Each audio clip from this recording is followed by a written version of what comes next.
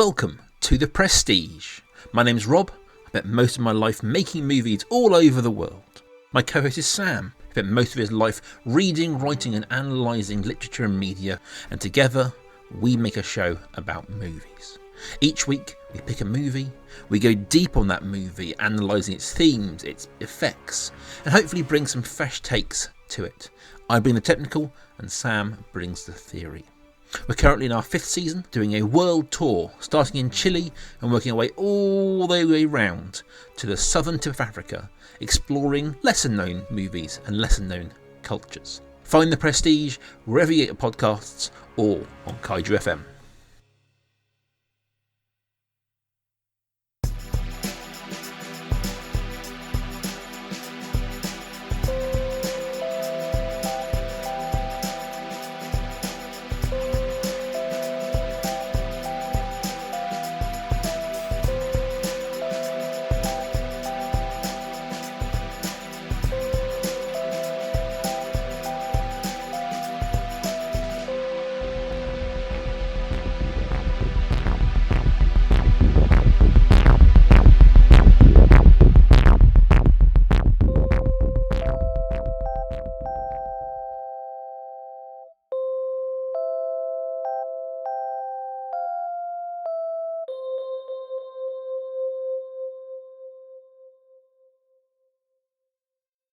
Life's a game, the world's a stage, and we are merely role-players, where theatrical people play role-playing games. I'm Matt, I'm your compere for this Backstage episode from our current main house production.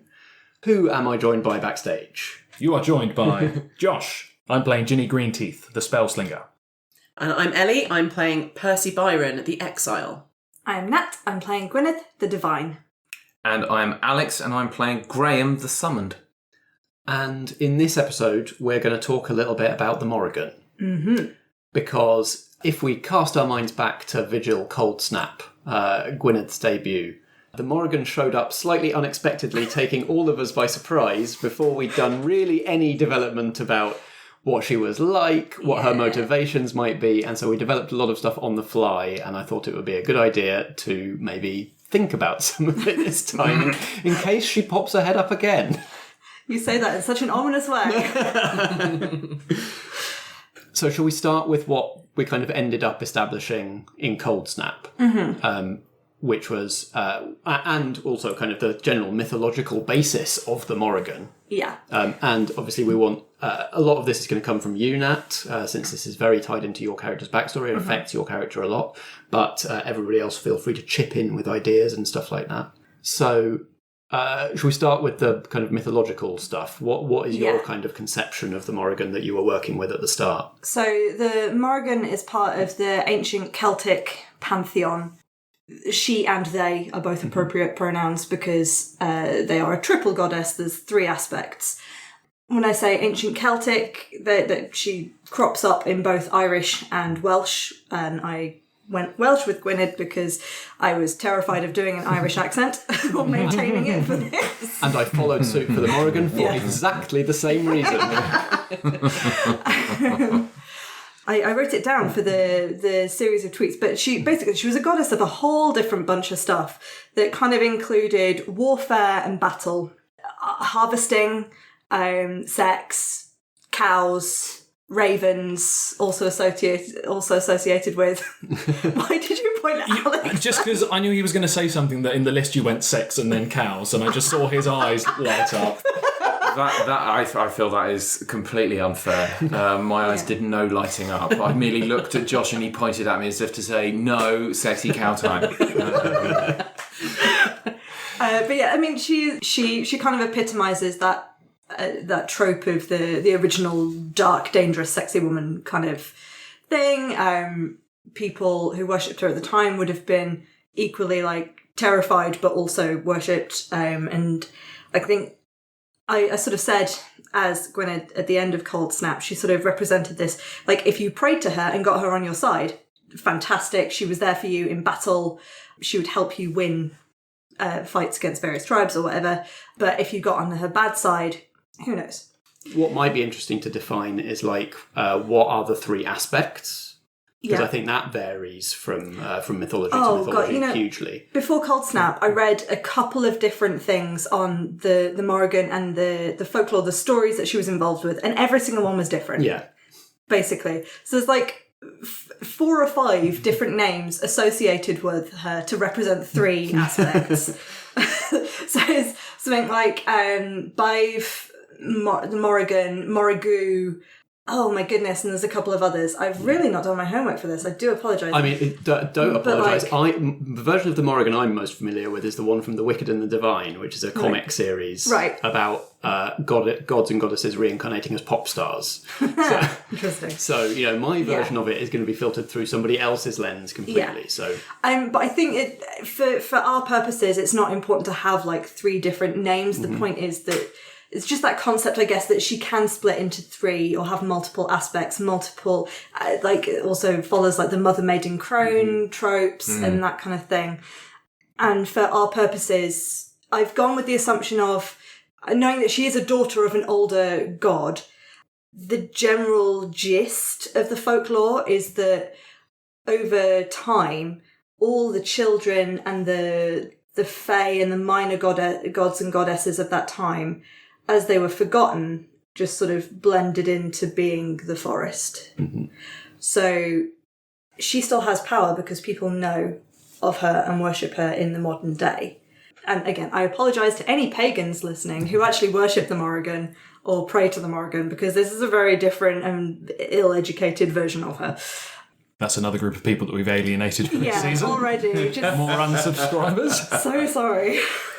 But it's okay because our version is just inspired by. Exactly. We're Exactly. not claiming to be the perfect representation of. Yeah. But so the elements I've taken are the threat of her, but she could be an ally, she could be an enemy. Who knows? It's kind of on their whim.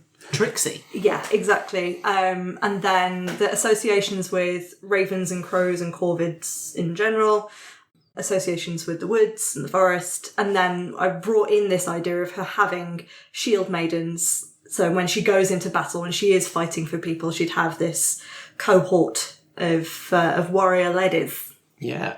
And I think the 3 aspects give us a lot of helpful flexibility, because we can say, if we decide at some point that we want to, we're not happy with the motivation that we came up with for her, then that was one aspect of her, but she can have kind of warring aspects with different agendas and different personalities almost. Yeah. Which is going to be quite fun to play with, maybe.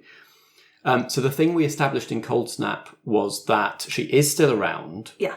She doesn't seem to be able to immediately re-curse Gwynned now that she's discovered that Gwynned has broken that curse. Yeah. So no double jeopardy then. No, which I think makes sense. There's a lot of sort of stuff in stories and folklore of if you're cursed by a goddess or a being or a power, and you kind of legitimately break that curse, they can't kind of just turn around and do the same thing to you again. Yeah. Right.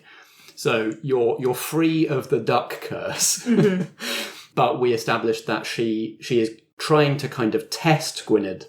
Yes. Asking her to prove that mortals are kind of worth her while, or that kind of companionship and community can be as strong as kind of the war and coldness that she's kind of the avatar of, and is kind of offering Gwynned a return to service as a shield maiden, kind of if she can prove this thing, which you've kind of come up with some backstory stuff that might give an interesting kind of slant on why she might be offering that up. Yes. Which is that maybe she doesn't have any other shield maidens left. Yeah. She's a bit on the wane. Yeah, because not as many people are worshipping her anymore.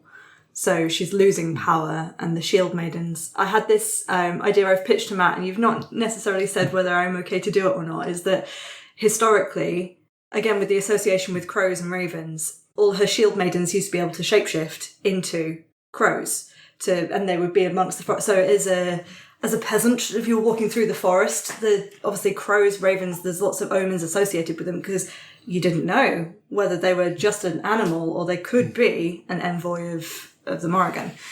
So turning Gwyn into a duck is kind of insulting, because it's like a lesser crow.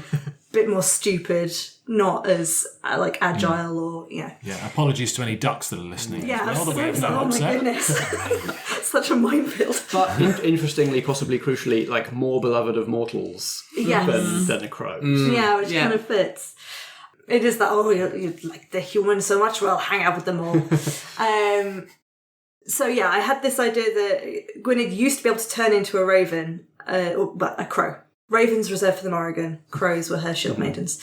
So the other shield maidens eventually just stopped being able to turn back into their human form and just stayed as crows. So they're effectively, they could be minor spies, messengers, but they're useless in battle. And just from the conditions of the curse, by some weird quirk of coming back from the curse being recognised by mortals, Gwyn's now the only one who can still make that transformation, which I think is, like I say, puts an interesting extra motivation that we kind of didn't know about when we did Cold Snap on why the Morrigan might be dangling this possibility of a return to her side, a return from exile, because she actually needs Gwyn now.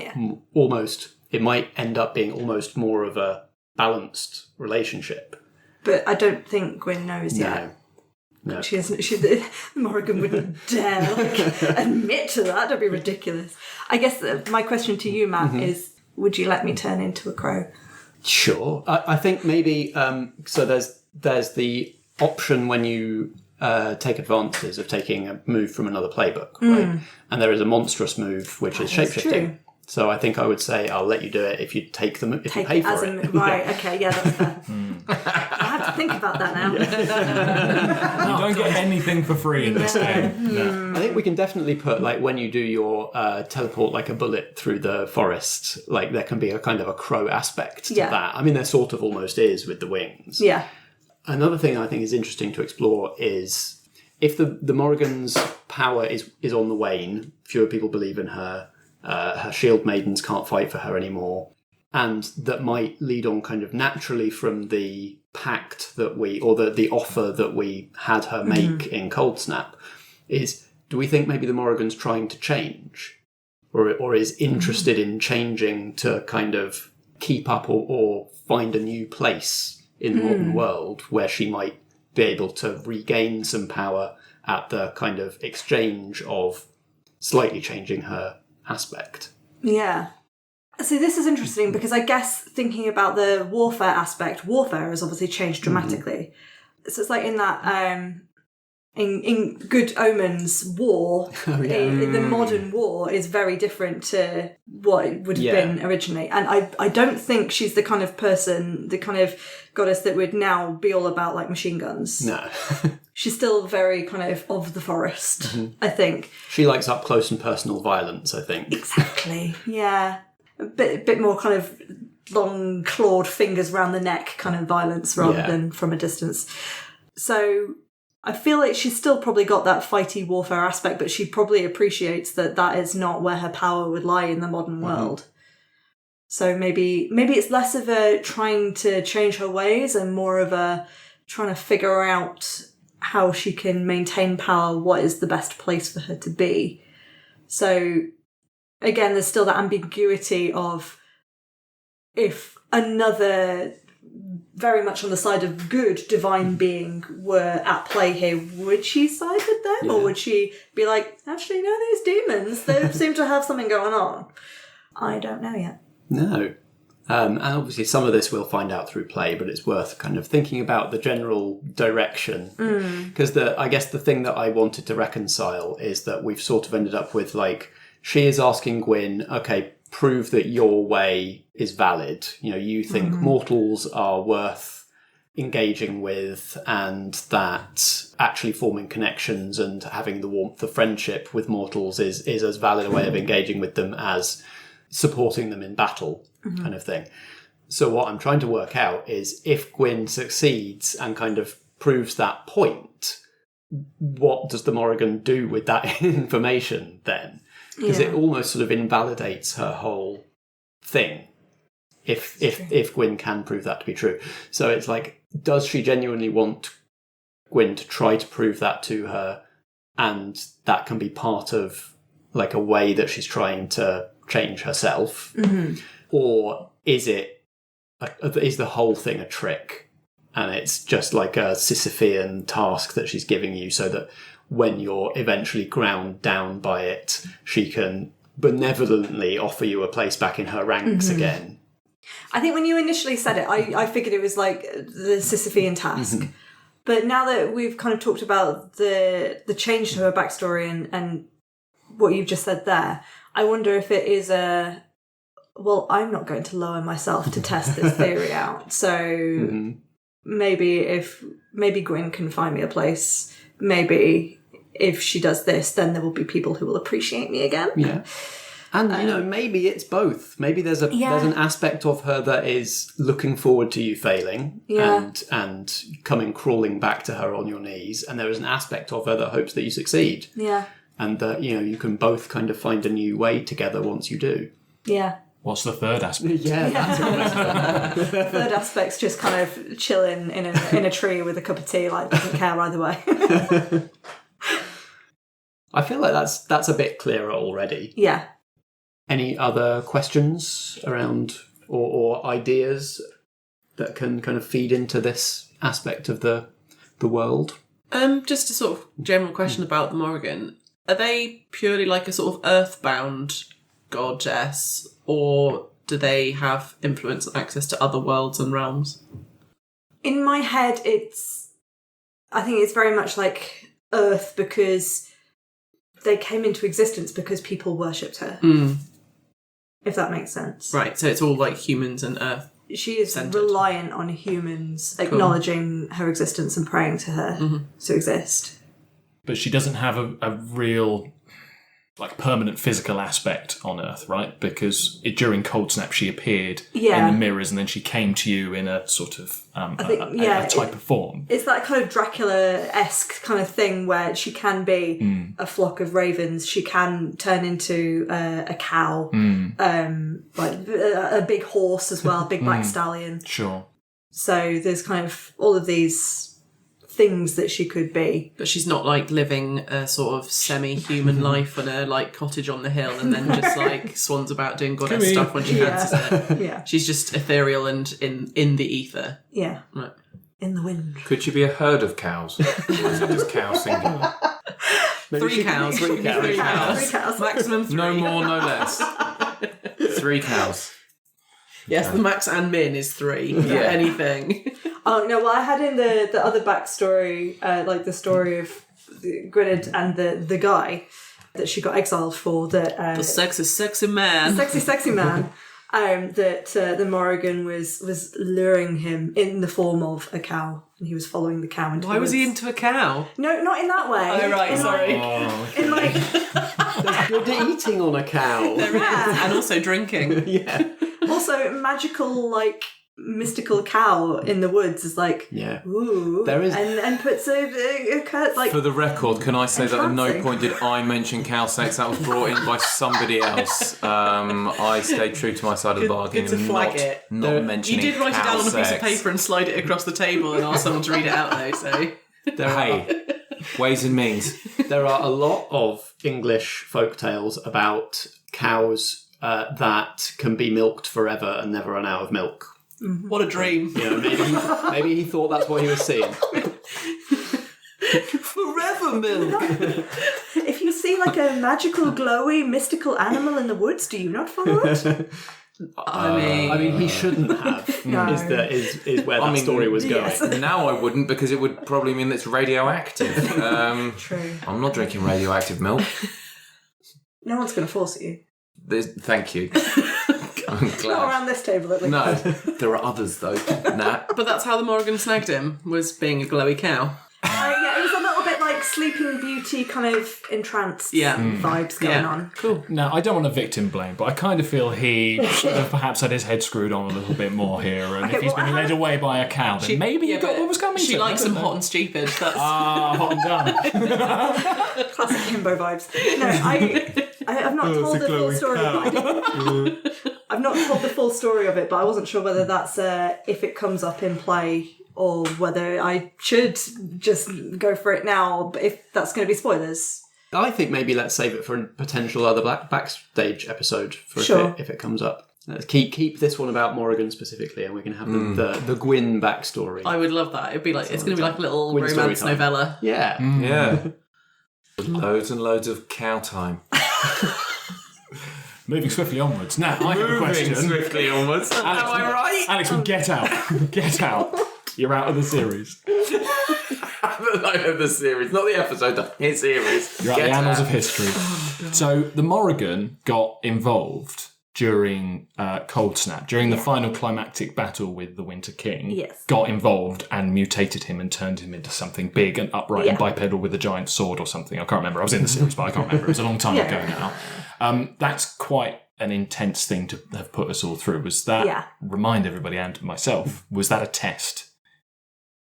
I love that Was you're it a looking way at to me, challenge? whereas Matt was the one that did that. Matt, was it a test? Was it a challenge? Yeah. I think so. It was her whole point that she was making was the cold and pain and that kind of thing is kind of stronger than the bonds of friendship and so on. Oh, and you had all pooled your magic together in this kind of very community-focused ritual, you know, using the power of mortals and the power of the divine and the power of Ginny magic and all that kind of thing to pull together as a team.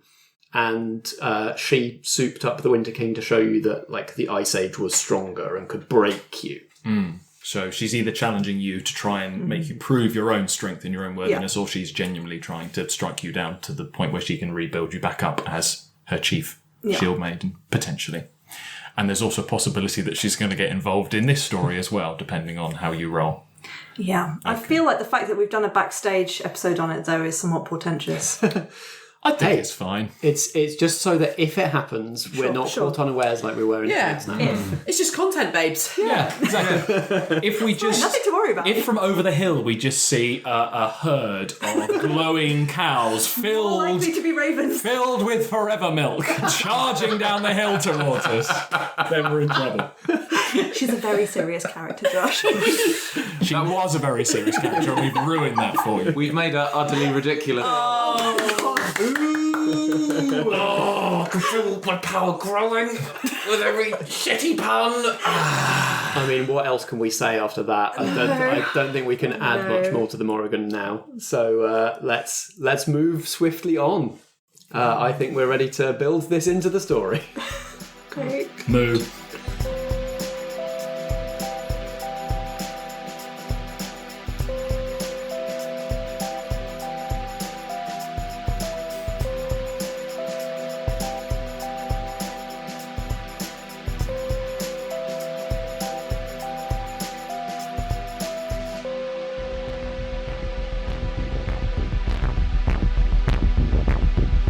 This has been Vigil, a main house production from Merely Roleplayers.